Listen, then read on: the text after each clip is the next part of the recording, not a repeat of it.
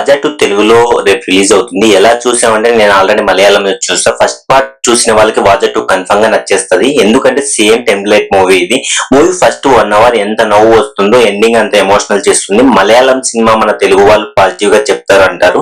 మూవీలో నిజంగా ల్యాగ్ ఉంది, ప్లాట్ ఉంది, అయినా సరే బాగుంది అని చెప్తున్నాం. బేసిక్ స్టోరీ లైన్ ఏంటంటే చిన్నప్పటి నుండి కలిసి ఉండే ఇద్దరు ఫ్రెండ్స్ కాలేజ్ లో ఒక ఇన్సిడెంట్ వల్ల ఇంకో ఇద్దరు ఫ్రెండ్స్ అయ్యి ఒక గ్రూప్ గా వాళ్ళు చేసే గొడవలు, అల్లరి, లవ్ స్టోరీస్ ఇలా వెళ్ళిపోతున్న వాళ్ళ లైఫ్ ఒక స్టేజ్ దాటాక లైఫ్ లో ముందుకు వెళ్లాల్సి వచ్చి వాళ్ళ దారులు వేరైతే ఆ తర్వాత ఏమైంది అనేది remaining part of the film. ప్రతి సీన్ చాలా ఫ్రెష్ గా ఉంటుంది.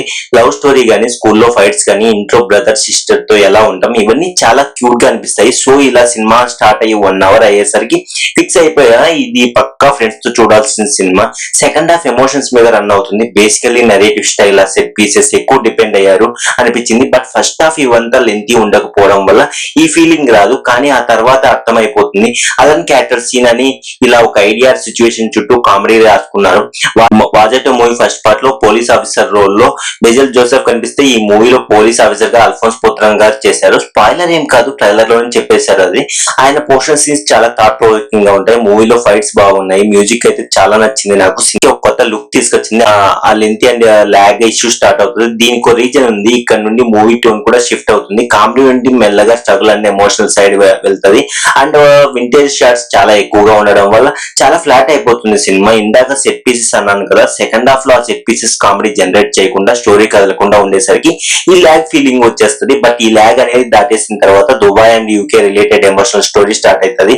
నన్ను అడిగితే ఫస్ట్ పార్ట్ ఇచ్చే ఎంటర్టైన్మెంట్ కన్నా లాస్ట్ హాఫ్ అన్ అవర్ చూపించిన ఎమోషన్ కోసమే ఈ సినిమా చూసేయండి. పేరెంట్స్ కి దూరంగా యూకే వెళ్ళిన వాళ్ళు, ఫ్యామిలీ కోసం దుబాయ్ వెళ్ళిన వాళ్ళు, ముఖ్యంగా అన్న లేకపోతే తమ్ముడుగా ఉండే అందరినీ టచ్ చేస్తుంది ఈ సినిమా. చాలా బాగా కనెక్ట్ అవుతారు. ఇంతకన్నా ఎక్కువ చెప్పను, కానీ ఒకటి మాత్రం చెప్తా. First movie friends and father based emotional movie అయితే ఇది.